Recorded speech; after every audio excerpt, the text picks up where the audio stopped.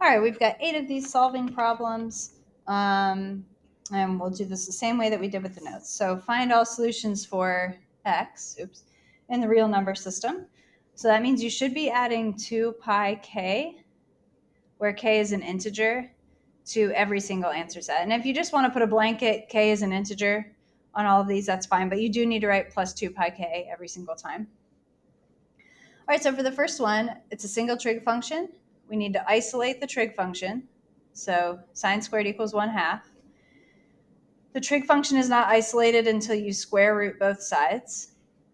So sine x equals plus or minus. Remember, when you square root fractions, to square root the numerator and denominator separately becomes 1 over radical 2. Now, we're used to radical 2 over 2, but I am not going to bother rationalizing that because remember, the goal is just what is the angle. So sine is plus or minus in all 4 quadrants. And our reference angle that involves radical 2 is pi over 4. So we just need to write out that x equals pi over 4 plus 2 pi k. And in quadrant 2, 3 pi over 4.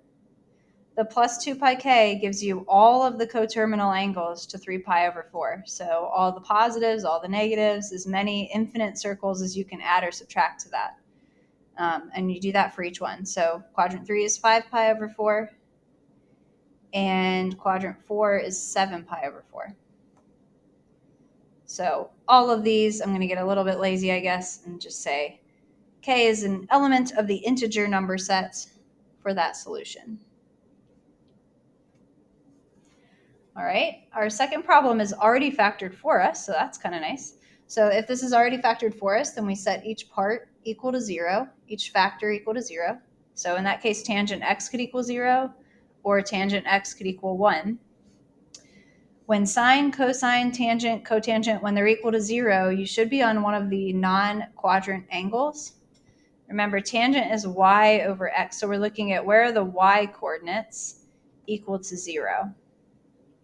Or you could think about your tangent graph. Remember, it has asymptotes at the pi over 2's, so it's 0 at the 0 and pi's. Okay, so this gives me x equals 0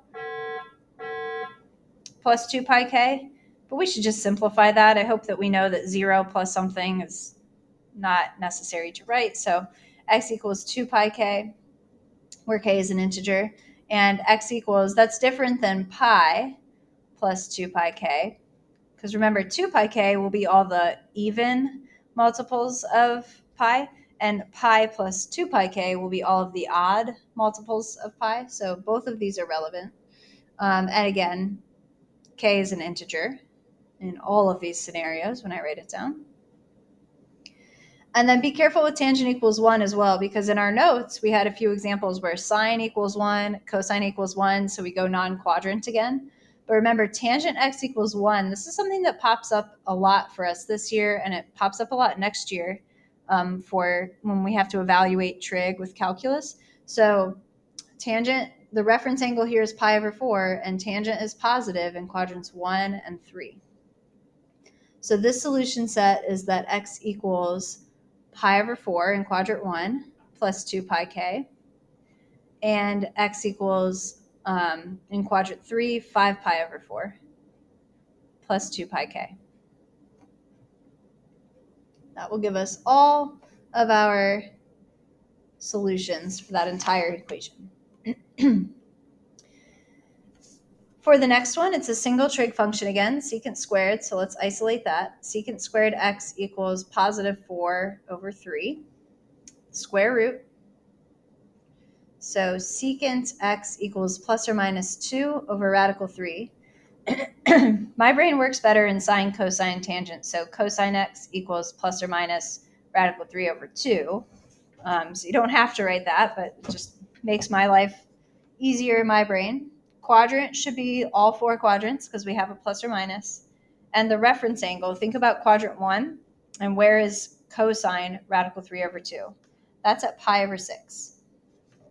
So we have x equals pi over 6 plus 2 pi k, and 5 pi over 6 plus 2 pi k, and 7 pi over 6 plus 2 pi k.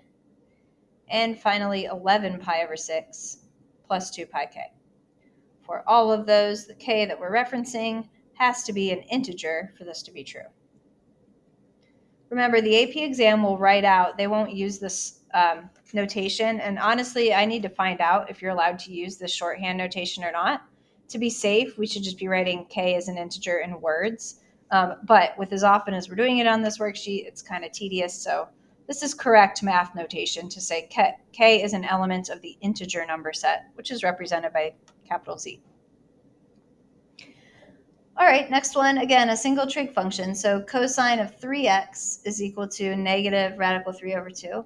Now, this one has a 3x in it. So remember, you need to write your plus 2 pi k before dividing by 3. So when you set this up, you're saying cosine is negative in quadrants 2 and 3. The reference angle that makes cosine radical 3 over 2 is, again, pi over 6. We used that last problem.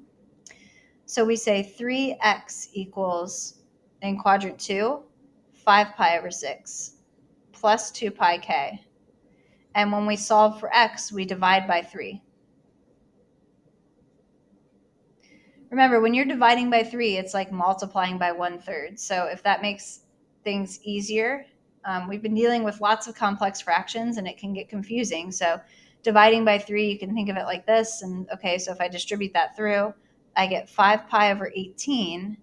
And instead of plus 2 pi k, I get plus 2 pi k divided by 3. So the 2 pi k is affected as well. So here's one solution set. The other solution set is setting 3x equal to our quadrant 3 angle, which was 7 pi over 6 plus 2 pi k. Divide by 3.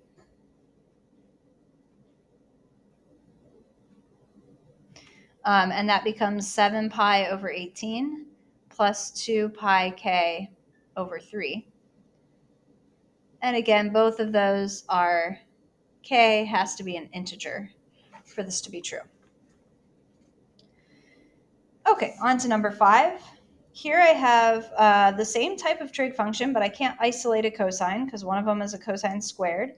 So this should be a factoring problem where you factor out the greatest common factor of cosine x, and you're left with 2 cosine x plus 1 equals 0.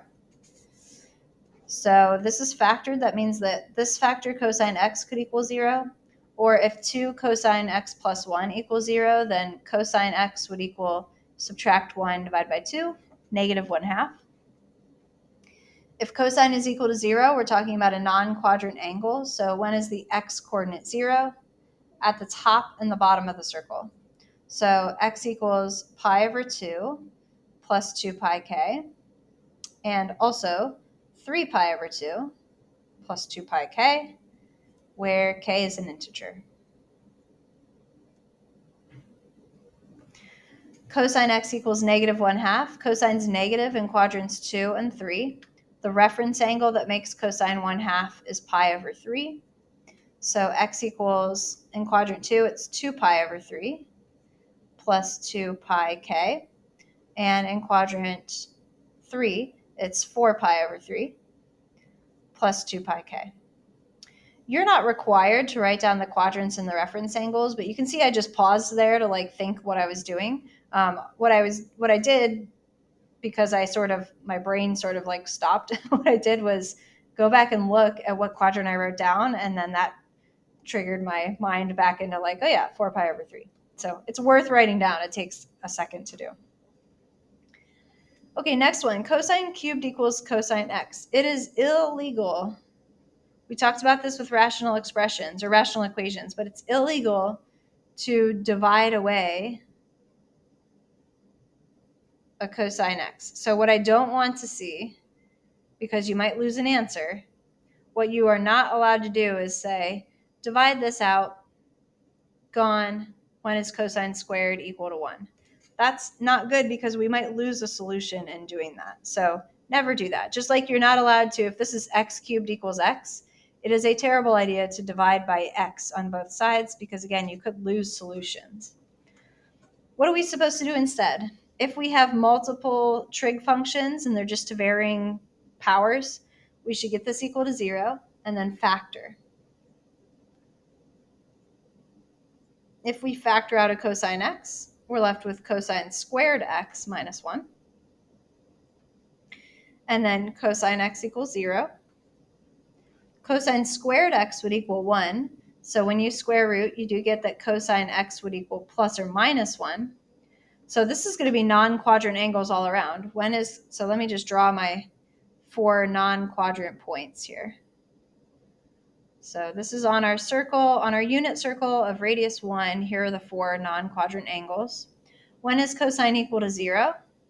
At the top and the bottom of the circle, the x coordinate, which is cosine, is equal to 0. So pi over 2 plus 2 pi k, and 3 pi over 2 plus 2 pi k.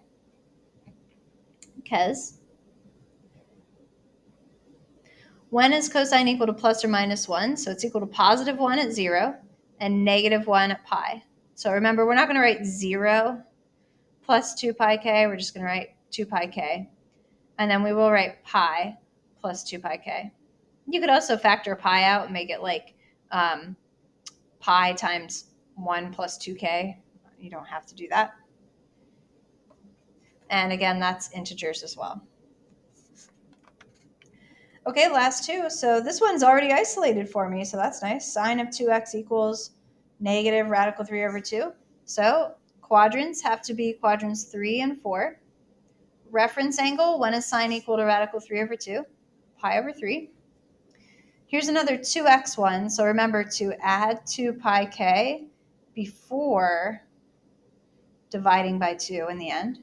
So we're going to say 2x could equal, in quadrant 3, it could equal 4 pi over 3 plus 2 pi k, and then I divide by 2, or multiply by 1/2. Be sure to reduce your answers. Do not make this 4 pi over 6. 4 over 2 reduces to 2 pi over 3 plus pi times k, because the 1/2 affects the k term as well. And then 2x could equal, in quadrant 4, 5 pi over 3 plus 2 pi k. When you divide by 2, you get that x equals 5 pi over 6, which does not reduce, plus pi k. And both of these solution sets have k as an integer. All right, last problem. If this has not been corrected on your worksheet, make this change to sine x minus cosecant x. So I have multiple trig functions. I should use some identities to work on these, and the goal is always to get it down to the same type of trig function. So let's rewrite cosecant x as minus 1 over sine x equals 0. Just like we did with trig proofs, if we see subtraction or addition with fractions, we want to get a common denominator. The common denominator is sine x, and this fraction needed to get multiplied by sine x over sine x to make that happen. So this becomes 2 sine squared x minus 1, because this fraction already had the denominator. Now, when a rational expression is equal to 0, it's only the numerator that matters. You could multiply the sine x out here. We can't divide, back to 6, we can't divide and get rid of a trig function like that, but if the trig function is already in the denominator, we only care about when the numerator is equal to 0, because for a fraction, 0 over non-zero is equal to 0. And this should be 2 sine squared x minus 1 equals 0. So now we're back to number 1. Sine squared x equals 1/2. Isn't that the first one we solved? Yep. So we're going to square root. Sine x equals plus or minus 1 over radical 2. So all 4 quadrants, all the pi over 4s. Pi over 4 plus 2 pi k. 3 pi over 4 plus 2 pi k. 5 pi over 4 plus 2 pi k. And 7 pi over 4 plus 2 pi k. K is an integer for all of those statements. So this really is like mostly what we did back in chapter 4. We're using most of those skills. The only thing that's different is now we have some trig identities that can help us work on more types of equations than what we had in chapter 4.